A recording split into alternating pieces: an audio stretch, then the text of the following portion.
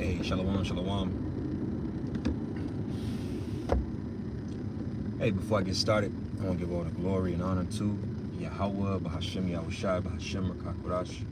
Double honors unto my apostles and elders of Great Millstone. Peace and safety to all the sincere Akim that's out here pushing his word in truth and in all sincerity. Shalom. And shalom to the few sincere sisters as well that are tuning in. Back at it again. It's another Saturday on my way to camp. Just spending this time being, spiritual. And as you see from the title of this, it says if you're not questioning everything. Like, I was playing with the title, but I'm in motion, so I didn't want to waste a lot of time on it. But basically, I saw a quote a while back, and it said, if you aren't considered a conspiracy theorist at this point, that's a problem.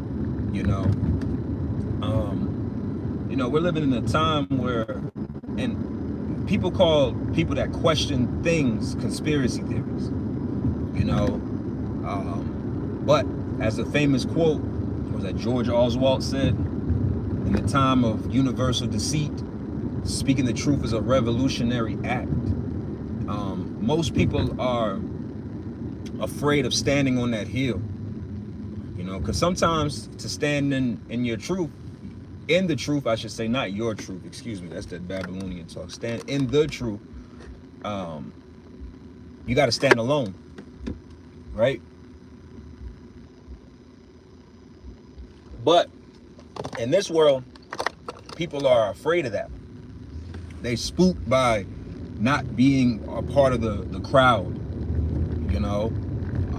That's why some people out here, depending on the conversation, and don't get me wrong, I do this because, first of all, we're in the truth. We don't give a damn about any of it. But there's people that real life are like this in the senses of, in the right crowd of people. If it's Trump supporters, they're gonna be Trump supporters. If it's Biden supporters, they're gonna be Biden supporters. They don't have, even in those schools of thought, they don't have the strength to stand on. That's being, being like a brazen wall, as the scriptures say, right? But in this time, man, you're supposed to really be analyzing everything. Don't get caught up in the incredulity of the unbelievers, the faithless of the unbelievers. For instance, this whole bridge situation. I seen a tweet on social media from this dealing with the bridge, and it was this Jake woman, and her response was, which you got to be mindful too, not to people. That's why, again, I'm driving, but I'm quoting the scriptures. That's what the scriptures say in what is that? Colossians, the 2nd chapter, about being rooted and established. You got to be rooted and established in your faith, so that when people come with their thoughts and their wayward doctrines and their froward tongues, you are 10 toes down on yours. You like, man, I ain't hearing that shit. I know what I know. I know what I can prove, and I know that you can't prove that, etc. You get what I'm saying? Like, you gotta have, as it says in Ezekiel, that forehead as adamant. You gotta have a hard head against their hard head. But nevertheless, this woman was saying, oh, everything is not a conspiracy, and y'all be killing me with this. And, this was like hours into this being released, because you know how people get. People get very questionable, man. All right?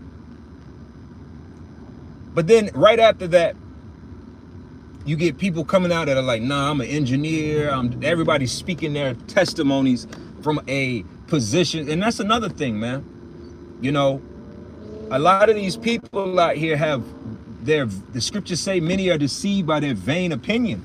A lot of people have opinions on things, and it really be coming from just a lazy position, right? I remember, I'm gonna give you a great example of one, and I'm gonna use my words, for the people watching and the people that will watch, get where I'm going with this, but the great event of the year 2001, right? Around about September, if you remember, when that great event occurred, right? Even me at that point, I was in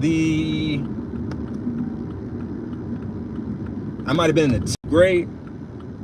I want to say I was in the 10th grade, and even then, I'm in high school, and I'm looking at, I'm like, even me at that point, I was like, man, something it just had me questioning, man, what's going on here? What is this? And then I saw things. I've spoken on this to brothers here, but you know, I grew up in a town not too far from here in Atlanta. Well, I grew up in Augusta, and there's a military base, and they opened up these roads, this highway. They built this massive highway. This is my mind as a 9th and 10th grader. You know, they had built this massive highway on the side, and you know, everybody's parents, all of us were like, man, what? They really did all of this for what? You know, it didn't make sense, right? It didn't make sense. And then the day of that great event, right, I remember going home because I had passed over that highway. It was like 3 lanes on both sides on this random side of the road. And we, that shit was full from one end to the other end, full of cars, so people trying to get back on the base. And my little mind even back then was like, did they build this in the name? Like, my little so-called conspiracy theorist thought process was starting to question and juice up, if that makes sense. So people aren't crazy.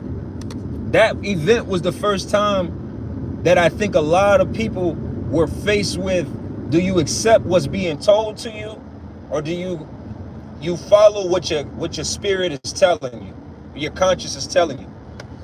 You know, and the Elder Gabar Award, I'm bad with names. I don't even know. I'm tripping. Salakia. The brother, GMS Awakening, the elder. Salakia. I'm just concentrating on this role. But that brother, that elder, he was speaking about, we all got tricked. He was going into that. You know, we all got tricked in that. And that's a fact. Everybody got tricked. But that moment was a moment that I believe opened up the minds of damn near everybody today that questions everything, because we all got tricked. Like, yeah, that's crazy. You get older and you start to see it, and then this government's shady actions start to come to the forefront. You know, the scriptures say, basically, the skirt of this place is being pulled up. You're seeing how they do a lot of tricky, deceitful bullshit. You know, so at this point of the game, you're supposed to question everything. I'm not saying be all bugged out with your questioning first and foremost. I'm not saying that.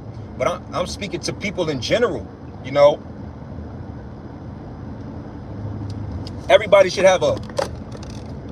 Man, if CNN is telling you to go right, you should go left.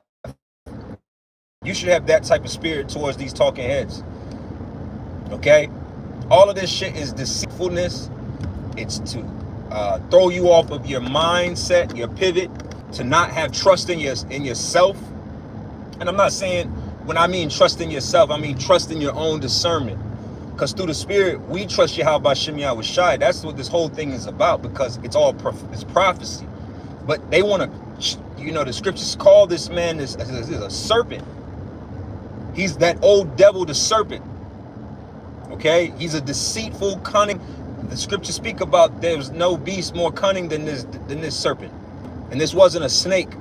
This was a man, which that man would come back as Esau and be the progenitor of the Edomites. All right? They're snakes. Shit, you got to be mindful of that. They'll talk you off of you having belief in something if you let them. All right? That's part of his deception, man. That's part of his weaponry, is his deception. And a lot of people get tricked by it. Oh, nah, come on, man.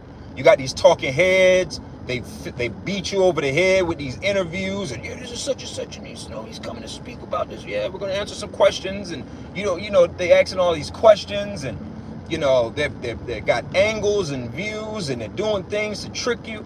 Like I said, at the end of the day, even with this bridge situation, all any of us can do is just watch and see it play. But you gotta see the coincidences, man. It gets to a point of you can't just be so simplistic into believing everything is just a coincidence,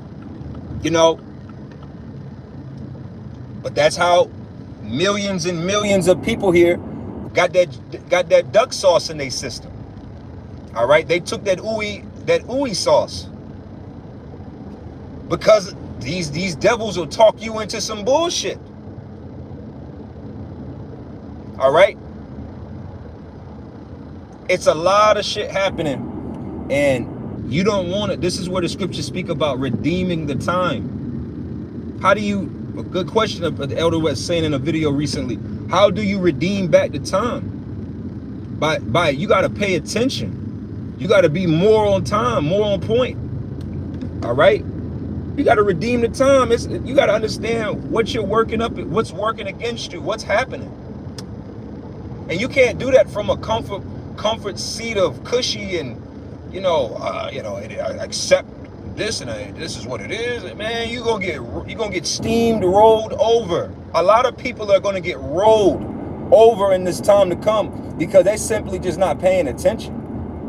Just simply in a super simplistic mind frame of how you look at things. Don Lennon tells you some shit. Carl Tucker tells you some shit. Your talking heads on the news tell you some shit, and you just go with it. What did my man say in I rewatched it recently, but Leave the World Behind. Clay, Kevin Bacon's character at the end when they were on the porch, right? He was like, man, you see this and that and happening and whatever, and he was like, man, you gotta read a little deeper past the headlines, because that's what the average American mind is. The average American mind is a headline reader, and they know that.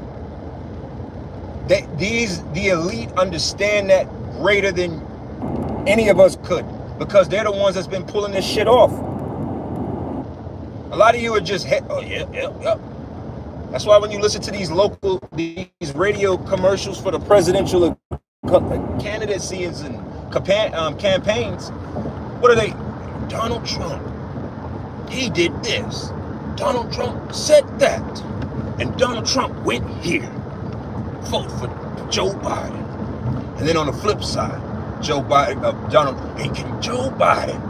and he went here and he said that. And when he went here, he went and did that. Vote for Donald Trump.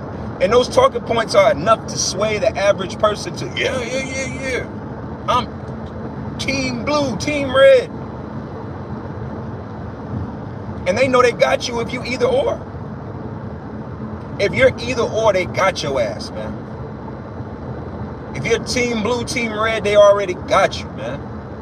It's the same bird. It's two wings of the same bird. Okay? But questions is what's going to lead a lot of people to salvation. That's what this is about. And I'm probably going to close up here in a few minutes. But I just wanted to finish this point about questioning everything. You're supposed to. Right? Even what I'm saying. Even the apostles notice. You hear what they're saying? You should question, not in a rebellious, wicked sense. There's a difference. There's a lot of Jake getting that spirit. They come into the camp not fully persuaded, and they 1,001 questions. You should have had them questions answered before you made the decision to be with us. And that's with anybody. So at the end of the day, you're supposed to be asking questions like, oh, is that true? Let me go look that up. I'm gonna look a little more into that. We report on something dealing with a subject matter. You should get acquainted with that information more personable on your own. Scripture say I give you an unction to know all things. You're supposed to get it yourself. That's where the questioning. But even so, everything you see, you should question, like, what's the motive behind it, right? But in balance, of course, in the spirit of it, not being a noticer and an overthinker, and you just doing the goddamn much, and you just burning your mind out by just thinking about everything. Not saying that either. But when you see events, notable events that are taking over the internet, you should take a step back and ponder on it and question it. And is it worth you questioning? Because some shit ain't really, like the whole Diddy situation. Like, okay, we been knew that these niggas was nasty. We been knew this. All of them. They're all nasty. They're all dirty. They're all filthy. They're all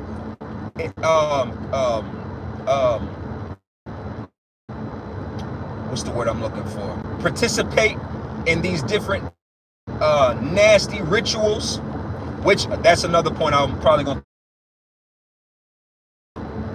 is on August the 8th. August 8th is the day that, according to Aleister Crowley, which is who all these hip-hop and entertainers and celebrities worship and listen to or study his school of thought, his philosophy, right? August 8th was supposed to be the day that he was visited by a demon and was given the visions to write the books that he wrote. And also they say, I don't know how true it is, I would have to look up more myself, you can look it up yourself, but also on that day, the 8th or the 9th or the 10th, whatever, that time period where the demon was speaking to him.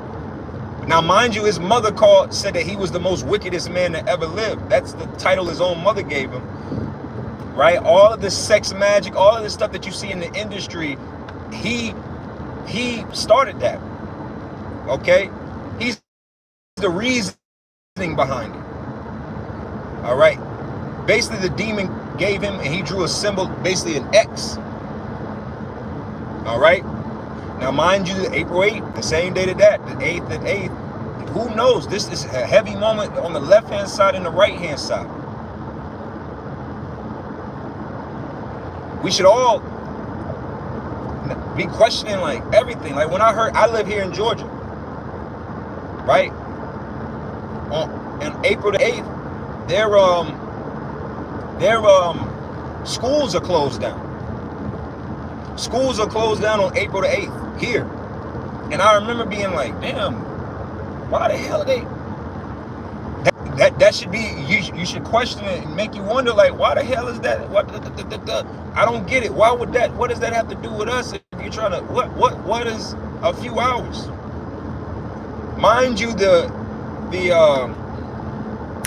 eclipse here in our region is going to come to an end at, I'll give or take, about 4:20 p.m. that day, right? It's the end of it.